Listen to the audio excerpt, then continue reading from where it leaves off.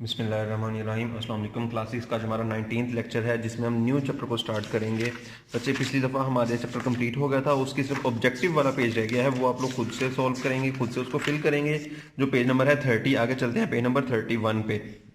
यहाँ पे उसने कुछ हमें बेसिक कॉन्सेप्ट से चीज़ों के बताए हुए हैं। वो क्या है? वो कहता है The world was laid open to mathematicians by invention of Arabic system of numerals। Arabic system कौन सा है? 0 से 9 तक नंबर का जो सिस्टम है उसको हम अरेबिक सिस्टम कहते हैं। Each number can be generated by the multiplying to और मोर बेसिक नंबर्स। और हम कोई भी दुनिया का जो नंबर है वो दो बेसिक्स, दो या दो से ज्यादा नंबर्स को मल्टीप्लाई करके बना सकते हैं। There are few numbers known as prime numbers which do not obey this rule. लेकिन कुछ नंबर ऐसे हैं जो कि इस रूल को ओबे नहीं करते, यानी कि वो अपने अलावा या वन के अलावा किसी पे डिवाइड नहीं होते, उनको हम प्राइम नंबर्स कहते हैं। ये भी ऑलरेडी आप लोगों को चीज पता है सारी। अब आगे चलते हैं, हम लोग देखते हैं उसने नीचे एग्जांपल्स दी हुई है, जैसे 7 मल्टीप्लाइड बाय 1 7 आता है, 13 मल्टीप्लाइड बाय 1 13 आता है, 19 मल्टीप्लाइड बाय 1 19 आता है। तो 19 13 या 7 आप इसको 5 भी कह सकते हैं, 3 भी कह सकते हैं, 2 भी कह सकते हैं। ये ऐसे नंबर्स हैं जो अब इटसेल्फ या अपने आप और 1 के अलावा किसी पे डिवाइड नहीं हो सकते। तो नीचे उसने उनका टेबल भी दिया हुआ है। उसके बाद नेक्स्ट पेज पे चलते हैं। अब उसने क्या किया है, उनको मल्टीप्लाई किया है। 19 को मल्टीप्लाई किया तो आंसर आया 38। 19 को 1 से मल्टीप्लाई किया आंसर आया 19, और 2 को 1 से मल्टीप्लाई किया तो आंसर आया 2। सेम इस तरीके से 7 को 5 से मल्टीप्लाई किया 35, 7 को 1 से किया 7, और 5 को 1 से किया तो 5 आ गया। इस तरीके से उसने डिफरेंट एग्जांपल्स दी हुई हैं यहाँ पर। अब वो बताता है the factors of 38 are 19 and 2। हमने किया क्या है, यहाँ पर हमने उसके फैक्टर्स बता दिए हैं। मींस 38 जिन जिन नंबर से मल्टीप्लाई करके होकर बना है, जो भी उनके उसके आप कह लो टेबल में आ रहे हैं, या जिनको मल्टीप्लाई करके हमने वो फाइंड किया था, उसको हम उसके फैक्टर्स कहेंगे। जैसे 38 जो है उसके फैक्टर्स हैं 19 और 2, तो 19 और 2 उसके फैक्टर्स हैं।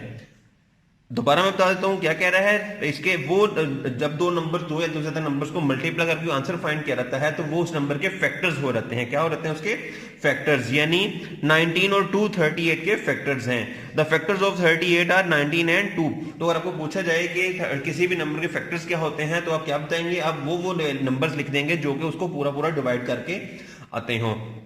जिस तरीके से नीचे एग्जांपल दी हुई है 35 है, उसके दो फैक्टर्स आएंगे 7 और 5, क्योंकि वो 7 और 5 को मल्टीप्लाई करने से बनता है। इसी तरीके 39 है, वो 17 और 3 को मल्टीप्लाई करने से बनता है। आगे चलते हैं, इसके राइट साइड पे देख लेते हैं। उसमें वो बता रहा है 38 is the multiple of 19 and 2। अब हमने वहां पे उसके फैक्टर्स बताने थे और यहाँ पे मल्टीपल बताना है। तो अगर हमने आपसे पूछा जाए कि 38 का इनसे क्या रिलेशन है, तो 19 और 2 उसके फैक्टर्स थे और 38 इनका मल्टीपल है। क्या है? 38 इनका multiple. 19 and 2 are factors of 38, जो चीज यहां पे मैंने बताई है पहले। और दूसरी चीज ये है कि उसका 19 जो है 38 जो है वो 19 और 2 का मल्टीपल होगा। इसी तरीके से 35 जो है वो 7 और 5 को मल्टीपल होगा, यानी वो उस पर पूरा पूरा डिवाइड हो सकता है। 39 इसी तरीके से 13 और 3 का मल्टीपल होगा। इसी तरीके से आप ये सारों को देख सकते हैं। अब आगे उसने थोड़ी सी चीजें बताई हैं, dividend, quotient, divisor and remainder. सबसे पहले डिविडेंड, जो भी ब्रैकेट के अंदर वैल्यू आती है जिसको हम पूरा डिवाइड करते हैं, डिवीजन होती है, उसको नाम दिया जाता है डिविडेंड का। उसके बाद जो नंबर आंसर आता है, जो ऊपर हमारी वैल्यू आ रही होती है, जिसपे हम जिससे मल्टीप्लाई करके आंसर आगे डिवाइड करते हैं, तो उसको हम कहते हैं क्वोशिएंट। क्या नाम देते हैं उसको? क्वोशिएंट का। और जिस नंबर पे डिवाइड किया जाए, जो फ्रैक्शन के नीचे नंबर आ रहा हो या डिवीजन के साइन से बाहर आ रहा होता है, उसको डिवीजर का नाम देते हैं। और लास्ट है कि रिमाइंडर, जो नंबर बाकी बच रहा हो उसको रिमाइंडर का नाम दिया जाता है। अब वो एग्जाम्पल भी दी हुई है। अब इसको लिखने का एक और तरीकेकार भी है। वो क्या?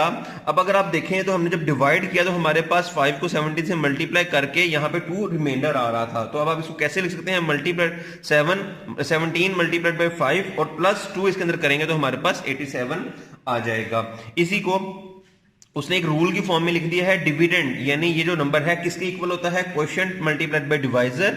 क्वोशिएंट को डिवाइजर को मल्टीप्लाई करें और उसके अंदर रिमाइंडर को ऐड कर दें। नीचे उसने कुछ एग्जांपल्स भी दी हुई हैं। ऊपर वाले जो क्वेश्चंस थे उसने एग्जांपल के साथ वाज़ेह कर दिया है। आप इनको एक दफा देख लेंगे, इनको गो थ्रू कर लेंगे। आगे नेक्स्ट पेज पे चलते हैं हम।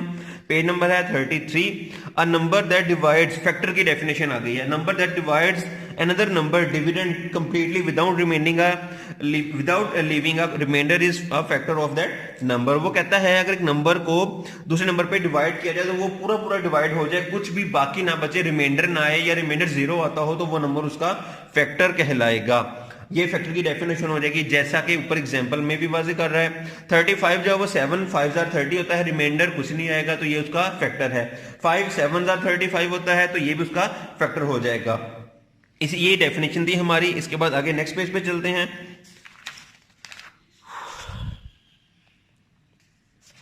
अच्छा बच्चे, यहाँ पे कुछ रूल्स हैं टेस्ट ऑफ डिविजिबिलिटी के, जो कि हम कल देखेंगे। अभी के लिए आप यहाँ तक ये कंप्लीट कर लें इन डेफिनेशंस को, और इसके अलावा इनको अच्छे तरीके से समझ भी लें। और जैसा कि अब यहाँ पे आपके फैक्टर्स की डेफिनेशन आ गई है, ये फैक्टर्स वो बता रहा है 10 के फैक्टर्स कौन कौन से हैं। 10 जो है वो 1 पे भी डिवाइड होता है, 2 पे भी डिवाइड होता है, या 5 पे भी डिवाइड हो सकता है। इसी तरीके से 12 जो है वो 1 पे, 2 पे, 3 पे, 4 पे एंड 6 पे डिवाइड हो सकता है। तो ये सारे उसके फैक्टर्स होंगे और 12 इनका मल्टीपल हो जाएगा। इसी तरीके से 117 जो है वो 1 3 9 13 39 पे डिवाइड होता है एंड 117 पे डिवाइड होता है, तो ये इसके मल्टी फैक्टर्स हैं और 117 इनका मल्टीपल हो जाएगा। तो इस तरीके से बच्चे आप इनके फैक्टर्स को, मल्टीपल्स को अंडरस्टैंड कर सकते हैं। नेक्स्ट टॉपिक में हम 10 रूल्स ऑफ डिविजिबिलिटी पढ़ेंगे। अभी के लिए आप इतना ही अपना लेक्चर रखें। होपफुली क्लियर हो गया होगा। Thank you.